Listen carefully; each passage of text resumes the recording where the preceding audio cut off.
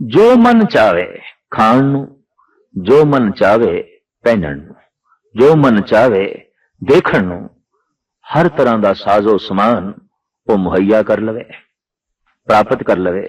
ਇਧਰ ਮਨ ਦੇ ਵਿੱਚ ਇੱਛਾ ਪੈਦਾ ਹੋਈ, ਇਧਰ ਉਸ ਦੀ ਪੂਰਤੀ ਹੋ ਗਈ।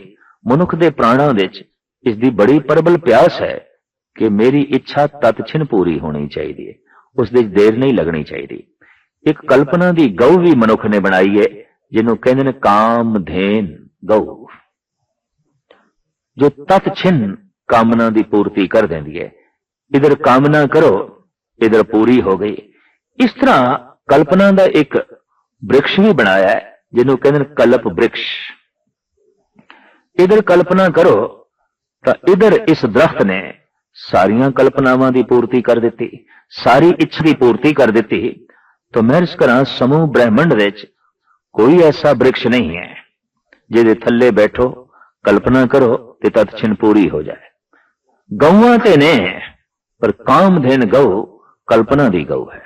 ਬ੍ਰਿਕਸ਼ ਤੇ ਬਥੇਰੇ ਨੇ, ਪਰ ਕਲਪ ਬ੍ਰਿਕਸ਼ ਵਾਕਈ ਕਲਪਨਾ ਦਾ ਹੀ ਬ੍ਰਿਕਸ਼ ਹੈ, ਕਿਉਂਕਿ ਮਨੁੱਖ ਦੀ ਕਲਪਨਾ ਦੇ ਅੰਦਰ ਬਾਰ-ਬਾਰ ਇਹ ਦੌਰ ਚੱਲਦਾ ਹੈ ਕਿ ਕੁਝ ਐਸਾ ਹੋਵੇ ਕਿ ਮੈਂ ਇੱਛਾ ਕਰਾਂ ਤੇ ਤਤਛਿਨ ਪੂਰੀ ਹੋ ਜਾਏ।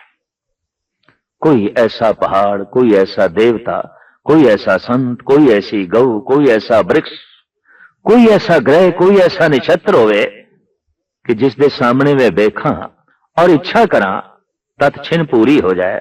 तत्छिन इच्छा कोई भी नहीं पूरी होती, वक्त लगता है, समा लगता है, और उस दे लई सबर चाहिए। शायद इस वास्ते बाबे फरीद ने कहा कि सबर एव सुआओ जे तू बंदा दृढ़ करें, वध थी वे दरियाओ टुट न थी वे वाह। साबर बंदे सागर की तरह हो जाते ने, छोटे छोटे नदी नालियां की तरह नहीं, उत्ते महान हो जाते ने।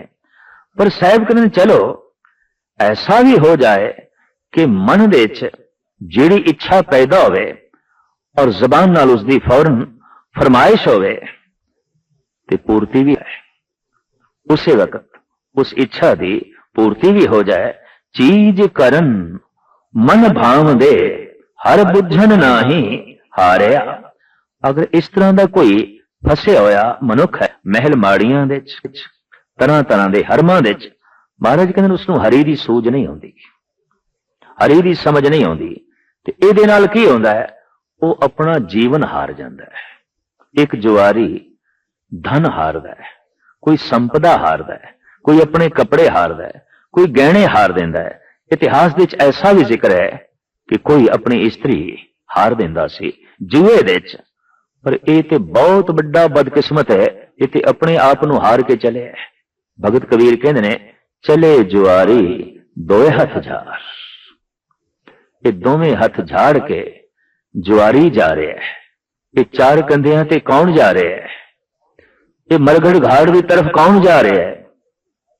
ये ओ जुआरी जो जीवन हार गया है, जिंदगी हार गया है। जेतू ते ओ है कि जिन्हों परम जिंदगी मिल जाए, जिहदे च मौत ना होवे।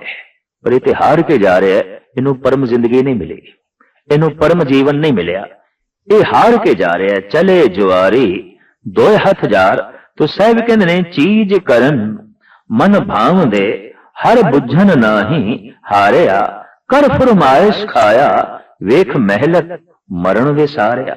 महलत महलात नू वेख के, अपना लंबा चौड़ा पसारा वेख के, ते तरह तरह की फरमाइश की पूर्ति वेख के मौत भुल गई।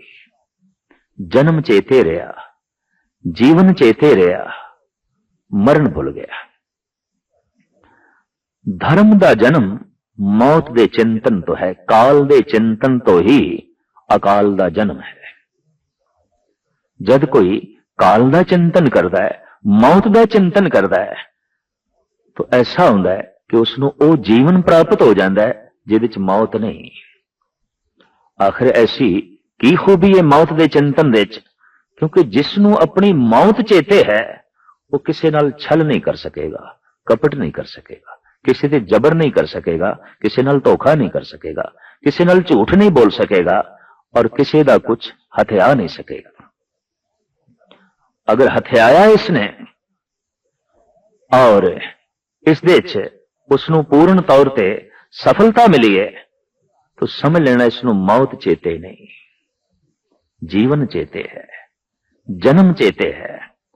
ऐसे मनुख की दृष्टि अपने आप विच नहीं होंदी जो असंतुष्ट है, उहदी दृष्टि पराए घर दे च आउंदी है। और यही आचरण तो गिरी हुई गल गुरु ग्रंथ साहब जी महाराज ने मन ली है कि लोभाद दृष्ट पर ग्रहण जद विद आचरण। अगर दृष्टि प्राय तन ते वह टिक गई है तो दृष्टि दुराचारी हो गई। अगर दृष्टि प्राय धन ते टिक गई तो दृष्टि ते चोर हो गई। जिस दी दृष्ट चोर हो गई, जिस दी दृष्ट यार हो गई, ਉਹਨੂੰ ਹੱਥਾਂ ਪੈਰਾਂ ਨਾਲ ਵੀ ਚੋਰੀ ਕਰਦਿਆਂ ਦੇਰ ਨਹੀਂ ਲੱਗੇਗੀ।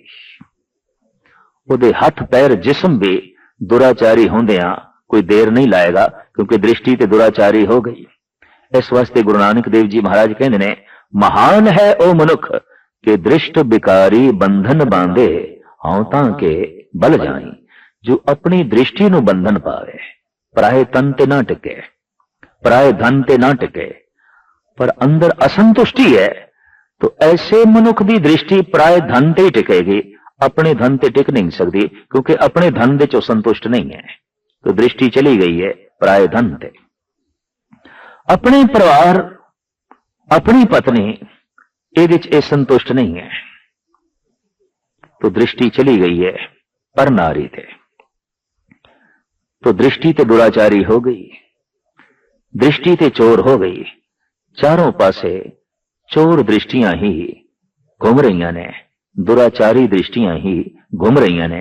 जगत का वातावरण बहुत मैला, क्योंकि हथ पैरों की इतनी लंबी पहुंच नहीं जितनी दृष्टि की पहुंच है। अखां बहुत दूर तक वेखदियां ने, हाथ इतनी दूर तक नहीं जा सकते, पैर इतनी छेती इतनी दूर तक नहीं जा सकते जितनी दूर तक और जितनी जल्दी दृष्टि चली जाती है। पर दृष्टि दुराचारी होवे, दृष्टि चोर होवे, क्योंकि जिस दे अंदर असंतुष्टि है उहदी दृष्टि बार बार दूसरियां दे तन ते टिकेगी। जिस दे अंदर असंतुष्टि है उहदी दृष्टि बार बार दूजियां दे धन ते टिकेगी। और जे दूजियां दे धन ते टिकी है तो दूजे दा धन खतरे दे च है, दूजे दे तन ते टिकी है तो दूजे दी असमत खतरे दे च है। असंतुष्ट मनुखां करके संसार विच किसी दी असमत खतरे विच है, किसी दी धन संपदा खतरे विच है। इस वास्ते धर्म दा मूल गुण है संतुष्ट होना।